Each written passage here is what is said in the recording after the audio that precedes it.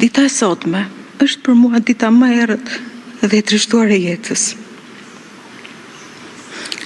Po ndahem me njeriu me të cilin kalova një çerek shekulli jetë dhe me të cilin më lidhen përveç dashurisë shumë e shumë ëndra, shpresa e zhgënjimet përbashkëta. Sot është një nga ato ditë që unë nuk do të dëshiroja të jetoja kur. E tillë është kjo ditë edhe për fëmijët tanë, Sokolin, Etën dhe Klajdin.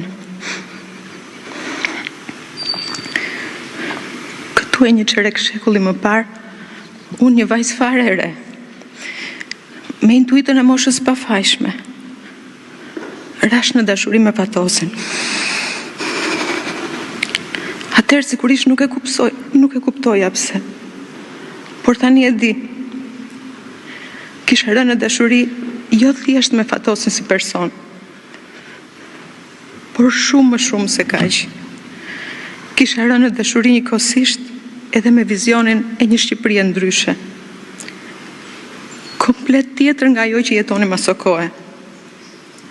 Të një Shqipërie që për herë më shumë lipsej të largohej me urgjencë nga tradita e saj shekullore e barbarisë, hakmarrjeve, liksive, primitivizmit dhe të fitonte një kurs tjetër, civil, modern dhe europian.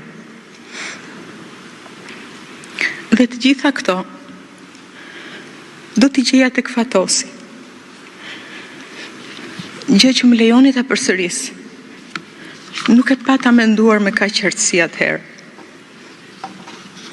Me kalimin e kohës, ditë pas dite, unë pata fatin të zbuloja tek Fatosi vlera dhe cilësi që nuk janë aq të shpeshta në jetën tonë, aq më pak në jetën publike dhe politike. Për këtë